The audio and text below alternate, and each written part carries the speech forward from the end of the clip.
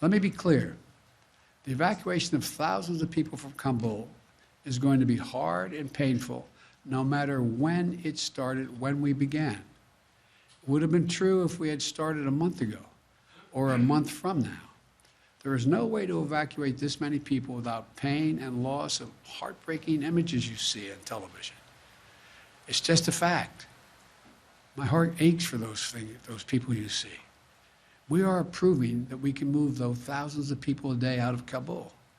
We're bringing our citizens, NATO allies, Afghanis who in fact has helped us in the war effort, but we have a long way to go, and a lot could still go wrong. But to move out 30,000 people in just over a week, that's a great testament to the men and women on the ground in Kabul and our armed services. It also reflects a tireless diplomatic effort. In order to keep a steady flow of planes taking off from Kabul and maximize our evacuation capacity, we have quickly stood up an unprecedented global effort and established a series of processing stations in third countries. In short, we're not flying them directly to their country, we're flying to these processing stations, where we're working with more than 24 countries across 4 continents. We've secured agreements with across the Gulf, in Central Asia, and in Europe, including processing centers in Qatar, Germany, Kuwait, Spain, and elsewhere. It allows us to sort and process these evacuees.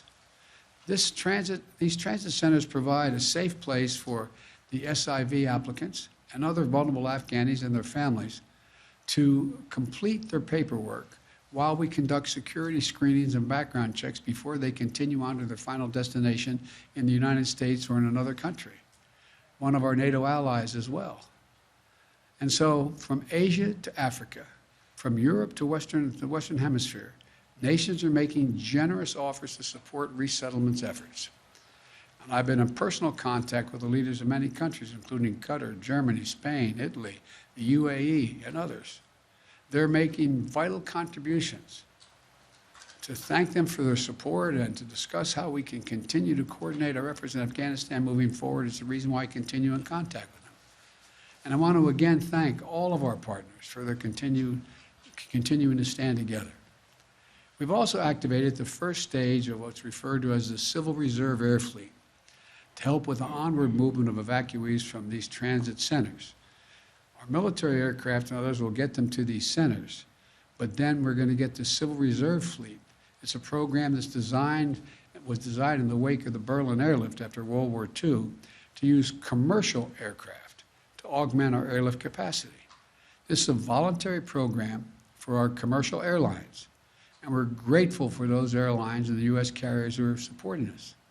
This effort will only use 3 or 4 planes from each of the major carriers, vast fleets of aircraft. So there should be no effect or a minimal effect on commercial air travel. And we'll stay in close coordination with our partners to mitigate any impact. These Civil Reserve flights will be helping facilitate the safe movement of people from staging locations and transit centers like Qatar or Germany to the United States or to a third country. None of them will be landing in Kabul. Now, the American aircraft that part of this will not be going to any country but the United States. As this effort unfolds, I want to be clear about 3 things.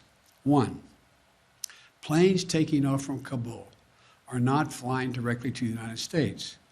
They're landing at U.S. military bases and transit centers around the world. Number 2, at these sites where they're landing, we are conducting thorough scrutiny, security screening for everyone who is not a U.S. citizen or a lawful permanent resident. Anyone arriving in the United States will have undergone a background check.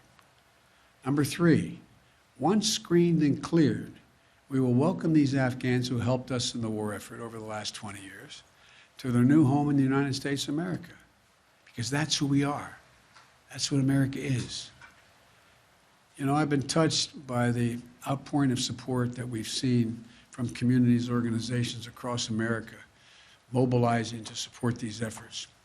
So many of these Afghans stood bravely by U.S. troops in Afghanistan. And now, the United States, including veterans groups,